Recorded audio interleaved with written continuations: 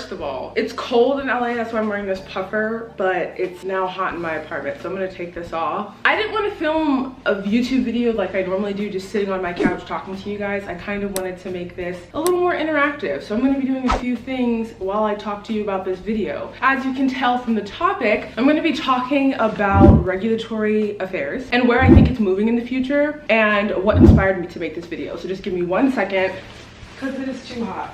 Oh my gosh. I also need like a stool. We're gonna take this. This is the stool I used to sit on when I didn't have a desk. Feels like old times, doesn't it?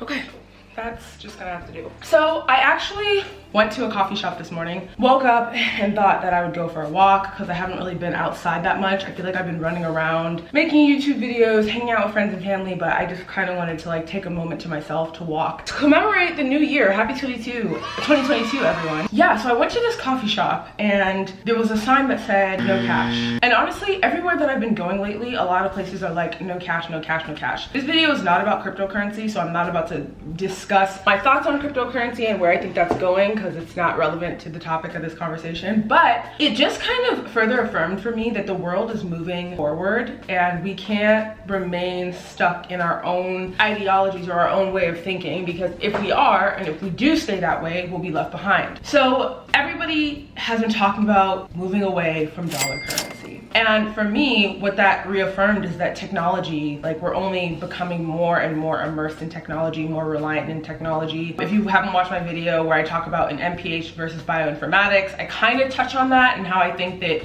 any degree or any education based on tech or software is obviously going to have a job for years to come, because we're really moving heavy into the tech space. But how that relates to regulatory affairs, how does that make sense? So I went on LinkedIn the other day, and this is kind of like, I'm telling you my thoughts backwards because the coffee shop just happened like literally 5 minutes ago. But when I was on LinkedIn the other day, I saw a bunch of regulatory affairs jobs for Google, for Amazon, for, I actually put it right here, for Apple. A ton of regulatory opportunities for Apple. And I was thinking to myself, like, what the heck are they doing with regulatory? Like, what is their business with the FDA? But what I've come to learn is that the FDA is getting more involved in terms of like protecting consumer data, protecting people's information. I didn't even know that was a thing, because I thought, you know, the Food and Drug Administration, I wouldn't think that they would get involved with data protection, but I believe that they are starting to put regulations, and maybe the FDA won't oversee it, but there is a government entity that has put a lot of restrictions over like data protection, which kind of falls under regulatory. Now, how that relates to the health space, think about the Apple Watch. I don't know what Amazon's doing or why they have a bunch of regulatory affairs opportunities, but Amazon, like, think about that. Google, think about that. When I think about all the different types of technology that we're going to create, even when you think of Facebook and the metaverse, and I don't know what's going to happen with the metaverse, but if you think about like those goggles that you put on and it like transforms you into a different space, I don't know what it's called. I wish I knew what it was called, but that could be considered some sort of device that could be regulated by the FDA. I don't know who regulates it at this stage, but as we move further towards the future and we become more immersed in technology, the way I see it is a lot more tech devices are going to become health devices in a way. Like, who knows if you put these goggles on and then it can, like, you're in the metaverse or whatever. This is such a futuristic video, but you're in the metaverse or wherever you are, and these goggles detect or analyze or monitor your eyes, your blood levels. I don't know, kind of similar to how the Apple Watch, everyone was like, oh, you know, it's just kind of like a Fitbit, but it's really not. You can do an EKG on an Apple Watch. You can regulate oxygen levels actually on an Apple Watch. You can do quite a lot of things. The point why I think that Apple has regulatory opportunities is because of their health tech space. And I do believe, in my own opinion,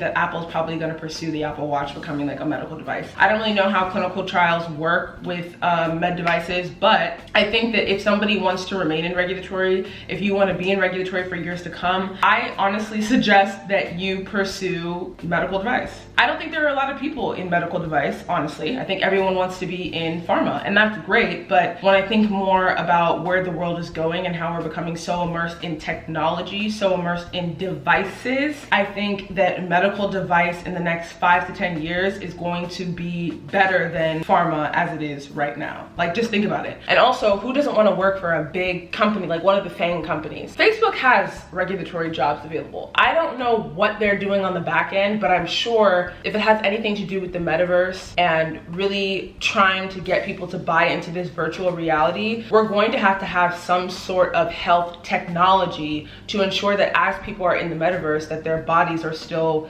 being, their health is still being maintained. So creepy and weird to think about this, and I kind of have been like keeping arm's length from the metaverse and all this like heavy technology, or just talks about all this virtual world stuff, because it kind of freaks me out. But honestly, today just really reaffirmed it for me. We're moving away from cash and dollars. We're moving away from not like being in a virtual reality. And I think that if you're still interested in the health space and you're still interested in regulatory, you're still interested in public health, it might be a good time for you to break into medical device. As I've said in many of my videos, pharma is becoming extremely saturated with PharmDs, PhDs, MSs, MSPH, MPHs, saturated with a bunch of degrees. But I think what I feel for med devices, it might be a little bit easier to break into that space in regulatory. When I talk to recruiters, they always say it's really hard to find people who have medical device experience, which might make it easier for people who are entry level who want to go into med device regulatory affairs. Now for me, where do I see myself going? Honestly, I've talked to my friends and family about this a bunch of times, and I'm like, if I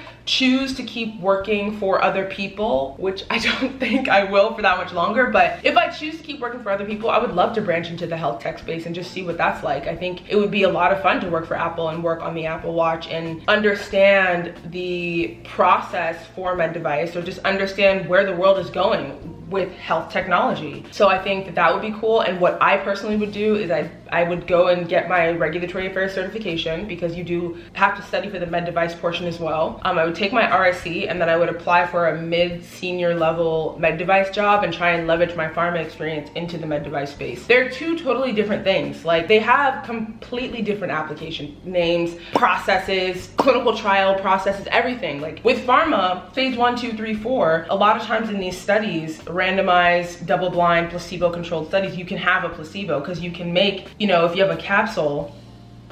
Oh, hold on, my mom's calling me. Okay, I'm back. Where did I leave off?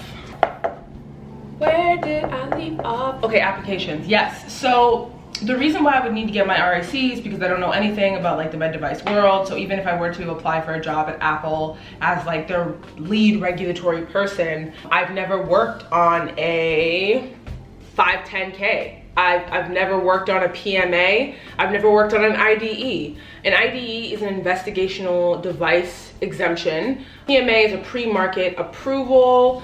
And then a 510K is a pre-market notification. I'm pretty sure it follows the somewhat same process, where you do like a pre-IND, then you go into the NDA, BLA, but it's just so different that I really don't know. And as I mentioned in my Regulatory Affairs Explained video, where there's CBER and CDER for devices, there's a CDRH, which is the Center for Devices and Radiologic Health. Completely different division, completely different vibes, completely different everything. So I would be kind of walking in blindly, and I don't think I would qualify for a more senior role. The Apple role that I was looking at, they said 10 years of med device experience. I honestly feel like that could be finessed, and you could probably have like regulatory affairs experience, maybe 5 years of that, and then maybe 2 years of device experience.